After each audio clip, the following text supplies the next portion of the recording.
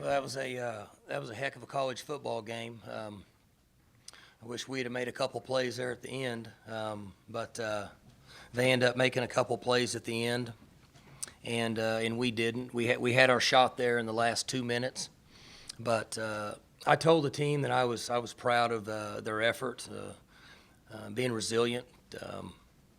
I don't know if I've been in a lot of weird games at Oklahoma State, but I don't know if I've been in one like that. So. We didn't play as well on defense as we would have hoped to. I don't think that's obvious. Going into the game, we felt like that we had to try to control six, and we did a little bit at the first of the third quarter, but he made a lot of plays. He's a really good player. He makes some plays and throws and stuff when he breaks contain that are pretty unusual, so he's a good player. And offensively, we rolled pretty good. We obviously threw an interception in the end zone down there. We're getting ready to take a lead. And that's the one I wish we'd have had back. Turnovers were even, 2 apiece. I think we had one in the end, but on the Hail Mary. But interesting game. I hadn't even looked at the penalty yards. I don't know what's the penalty yards. Right, so we played pretty well when it came to penalties. And special teams wise, we improved. We were better. We punted well.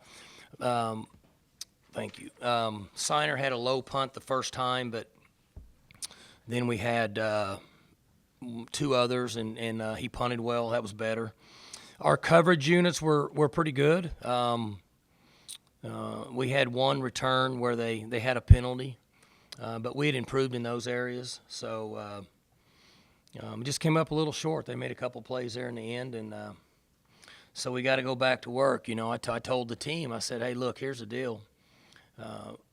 I mention to you guys all the time that no matter what happens in a game, college football is all about getting over what just happened and move to the next one. So I said, as much as losses like this hurt, they hurt because you've put yourself in a position to where games matter. They're important. And so I had suggested to them to get their food and be with their family and then hang out around their house or apartment or wherever they live and come back tomorrow and go back to work. That's what we do. Win or lose, that's what we have to do and keep rolling. But I told them afterwards that how proud I was of them. You guys have asked me during the week, and the media crew, the game day crew, and the Fox crew, both asked me how the week went. And I think it's important that everybody knows that these guys practice fantastic. They give us everything we ask them to do. There's a strong commitment here from Sunday through Friday. We ask them to be focused all throughout practice, all throughout meetings. They watch individual tape, and they do it every week. So from a coaching standpoint, I couldn't be any more proud of what our players have given us and bring to the table. Did we come up a couple plays short today? Sure, we did. Do the losses sting? Sure, they do. Some people look at me and say, you don't act like it bothers you very much. And I told the team, I said, listen, here's the deal. I've been doing this 30 years as a player and a coach. And one thing that I've learned is that everybody in that room wanted to win. And the competitive nature of what we do in this sport, it's difficult when you have games like that. A lot of emotions involved. And it's the same way with me.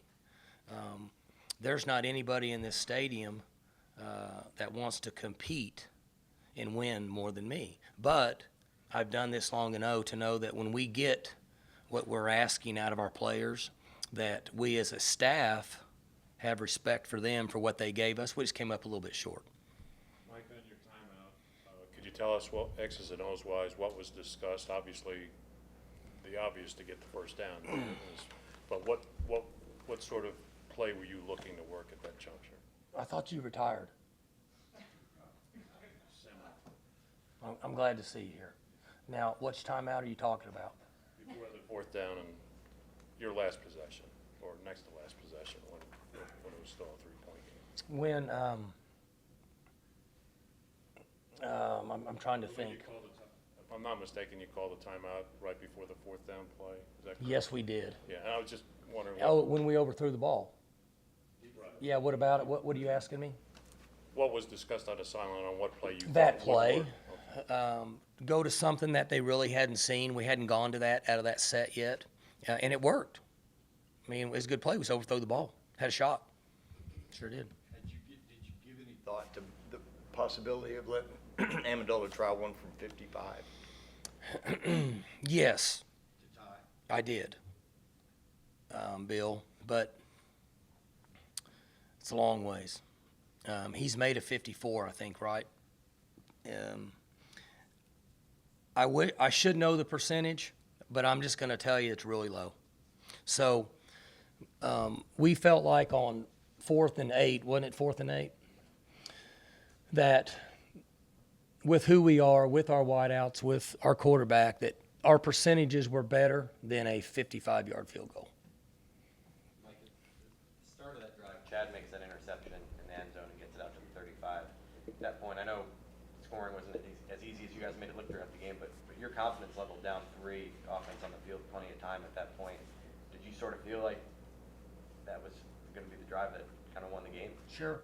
My confidence level was really high. But I believe in these guys. I mean, and I told them that. I'm not trying to get up here and tell you everything we said in the locker room, but I believe in everything they do.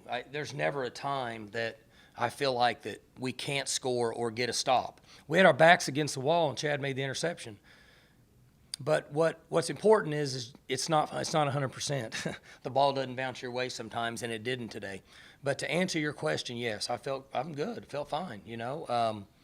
We ran the ball a little bit, and they got some. They had a ball tipped around. We got a break on the targeting, you would have just have liked to have capitalized one more first down, and then it wouldn't have been a 55-yarder. But that's not the way that it came out. Sometimes life doesn't work out the way you want it.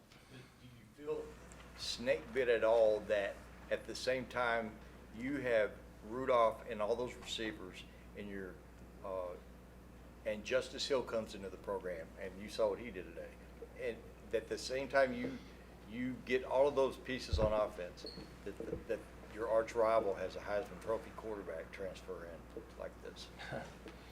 Oh, Bill, I don't know. You're asking me a question I'm not very good at answering. Am I glad he's a senior? Sure. But here's the truth of it.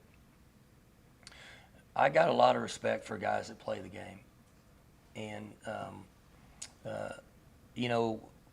6 does some stuff at times to frustrate people, but you got to give him credit because the guy can play. It is what it is. I have respect for guys that can play. So would I like to tee it up again against him? Sure I would. But he's a really good player. I don't know about snake bit. If you thought if you asked me if we were going to score 52 and not win, that's the same question you asked me if we were going to score 10 at Texas and win. I would have said no. I'd have said, sure, yeah, we're going to win this. But it didn't work out today. They made a couple plays in the end, and we didn't. Mike, as I think about the defense, you guys gave up all those points, and there was obviously some misses in the secondary, but it wasn't, what you're saying about Mayfield, it wasn't like you could pinpoint and say, gosh, you didn't get pressure on him or you didn't contain him. You did a lot of what you wanted to do, right? Jenny, and that was a nice article you wrote on my sister. She's a lot nicer person than Kale and I, so that was a good article. But early in the game, we left too many people open. Okay, we left 36 open, or 35, whatever his number is. We worked on that play like crazy, and Trey fell down. And then we got 81 got us on a double move. We should have been in cover 3. We locked on a post. So, but then later, we got after him and made some plays, and we corralled him a couple times, hit him on some blitzes, and then he made some plays. So you know, it was just I'm trying to recite a lot of the game, and there was so much of it. It's going to be hard to do based on the total plays, 165, not counting special teams, 200, probably 220. Both Greer and Mason walk off the field at the end of that one, and both of them, I mean, even though one lost and one won, they both looked like they'd been in a heavyweight bout. Just That's right. really pounding on each other. Well, and I mean, you look at, one threw at 36 and one threw at 54, and they got sacked and got hit and banged around. So, as I started this with, it was a heck of a college football game. I just wish we'd have made a couple plays later than they did. Mike, when you define weird, for example, there were over 20 plays of over 30 yards or more. Is that what you're referring to as far as weird, or just the way situations happened, or that call at the end on that gave you a new Well, life? the call at the end was a little different, and then at the start of the game, we had a touchdown and they called holding, which maybe he was holding, I couldn't tell. I mean, you can pretty much call that every play. Then we had another touchdown called back on something that I thought was kind of weird, but obviously that's not my call. I thought he was changing hands with the ball, but maybe I was wrong. There was just kind of some weird plays there, But when you have offenses like us, these schools, there are going to be a lot of big plays. Coach, you talked about Mason getting outside of his box a little bit. In the fourth quarter, when you guys are on the 3-yard line and he threw in a double coverage, is that what happened right there? Yeah, that's not what we would have wanted to happen. He could have done either thing. He could have gone either way there. He could have handed it off or thrown it. Now I wish he would have handed it off, but we run that play a lot and it works. So same thing happened to Baker at the end of the game. I mean, same kind of situation. Just a lot going on, What do you think of Justice's performance, being an Oklahoma kid as well? You kind of know how much this game means to him. Well, he's Justice is a special kid. He's 30 carries, 231 yards, and averaged 7.5 yards a carry, and so we're lucky to have him. And I thought he ran really hard and played hard. There was a lot of guys out there that played hard, but a lot of action, that's for sure. Like, you came into this year with a veteran team and a team that you all believe can compete for the playoff. Seniors like all over the offense, at the level of the defense. Second loss kind of takes that out of the picture. Are you concerned at all about kind of how deflating that might be going forward, or do you trust that players? I'm glad you asked that, because I told the team that one of you guys would ask that question, and I said this. I said that I would guarantee that they'll practice well this week, because they do it all the time. I don't make any guarantees, but I will say this. They will come back tomorrow. Are they going to be in the best mood? No. And none of us will. Part of the culture that we have created here is you come to work with a smile on your face. Otherwise, if you're angry, if you're salty, if you're pointing fingers, it only creates more issues. I think they understand that. So I'm not concerned at all about that. They're going to play up at Iowa State against a team that's 15, whatever they are in the country. Somebody told me they're in the top 20 now. So they need to come back and go to work tomorrow, because every week from here on out, just like it has been, is going to be a challenge. So I am not concerned about that. They're too good at kids. Too good at kids. Is it frustrating to you personally after this loss, as well as you've done here at OSU, the struggles against OU? I get frustrated on the last play that we gave up a long run. That's really the only thing that frustrated me. Do I wish we wouldn't have thrown an interception? Sure. Do I wish that we would have stopped them a few times? Sure. Do I wish we wouldn't have, Mace made a million plays and then he held the ball too long and turned it over. And I've said this before, and I really mean this, and I think you guys get a feel for me. I'm so beyond personal things in this. I've been doing this 30 years. I'm more for developing and bringing the kids along. But I don't want you to think, and that's why I said earlier, that there's nobody in this stadium that's more competitive than me. If you want to go outside and wrestle, you want to play jacks, you want to shoot hoops, you want to play ping pong, I'm going to play until it's over and somebody pulls me out of there, till I don't have another shot. So do the losses hurt? Sure they do. Personally, for me, I'm good, because here's what's important to us as a staff. We get young men doing what they're supposed to do, and they did. So if they wouldn't, I'd tell you. I really would. If I come up here and say, you know what, that's what we get because we didn't practice good. You know what, guys aren't paying attention, they're not focused. These guys haven't done that. They've been really good. Mike, OSU lost a really tough one to these guys when you were a player, and obviously this was a tough loss. Is it fair to say that as a player that loss hurt more than today, or are they? Would you For say me it's about- personally? Yes.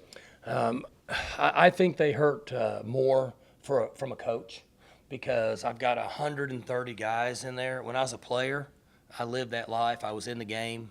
But I like the guys to do what they're supposed to do and then get to enjoy the fruits of their labor. And when they don't win, sometimes it's hard. But in the culture we live in, they're all good. It's it's never fun, but it's all good. And you got to give credit to them, right? You got to give credit to Lincoln and those guys. I mean, I have no problem giving them credit. They finished at the end. After that first half, we're going back and forth. Hang on just a second, I'll get to you. Did you ever envision your team not being able to score in the third quarter? After the first half, no. I would have said the odds were pretty high that we'd have scored in the third quarter. I guess we didn't, right? Okay. We could score twice in the fourth, maybe? Is that it? No, I wouldn't have thought that after what just happened. But you know what's funny? When I was coming out of the locker room, I had in the back of my mind, you see a lot of games where that happens and you come out after halftime and the defenses play better. You know, for whatever reason, I don't know if it's adjustments or whatever, but sometimes you see that happen. And really, that's what did happen. We gave up a big play, a long one, but other than that, there was some pretty good defense in the third quarter. I missed somebody asked. James goes down with an injury in the fourth quarter. Tyron Johnson comes in and gets 2 big touchdowns. How impressed are you with how he's kind of just bided his time back there, basically essentially being behind James and really stepping up here in this game? Yeah, he's an example of what I was trying to explain to you guys. He's worked his tail off. And it's not easy when you're really talented to come in and sit behind somebody. And so he came in, stepped up, and made plays. And I know y'all get tired of it and sound like a broken record, but that's what it is. It's what your job is. That's what you're supposed to do, and that's what he did. He's been awesome. Never said a word. He's been awesome. And he got his shot today, and when you get your shot, you got to make a play. So was James Washington, was it a sprained ankle or? Yeah, just I don't even know if it's a sprained ankle, and it just got sore on him. He should be fine in a couple days. How big of a hit was that to your offense to have to, finish up this game? Well, obviously James is special. I mean, you're talking about a guy that's, I'll be, shocked if he's not a national award winner. But the other guy came in and played really well. But anytime you lose a guy that's as highly regarded as him, it makes a little bit of an impact. But that ain't have anything to do with how we lost the game. Mike, are you going to go out and see your tailgate people tonight? Will you go out and circulate tonight? Yeah, I'll go out. I'm sure I'll see him probably out front. I won't go far. If you expect your guys to come back tomorrow, and it's impossible to erase this from memory or whatever, but to come to work ready to focus on next week, how hard is it for you to do that? Well, Tell us how competitive you are. Yeah, How the hard first that thing for you? is you're not going to erase it, right? I can give you plays from games we lost over the years that were like this more than I can give you plays from games we won. So, being a very competitive athlete or coach, those things never go away. But, I'm repeating myself now, but I've been doing this 26 years. So, I'm not going to get hung up on any games. Was this a big game? Sure, it's a big game. It's a big game because we won games to get here to make it a big game. But I'm in charge, and I don't really say that a lot. But if I come back and I'm hanging my head and I'm pouting, then why should everybody else do their job? All right, guys, thanks. Well, I'm cutting them off here. Let me go ahead here. You were asking a question, yeah. You said earlier this week that sometimes you're okay with the way you played in losses and disappointed with the way you played in wins. Where does this fall on? I'm okay with the way they played until we gave up the long touchdown run. I'm not happy with that. Now, for whatever reason, I'm not pointing fingers at anybody, but I would just like to finish that. I would like to have stopped them and forced them to punt or something. But other than that, there's no way I can be disappointed in what the boys gave us. Just can't do it. You got one more, Bill? I'll walk with you a little bit. Good? That's Okay, all right. Thanks, guys.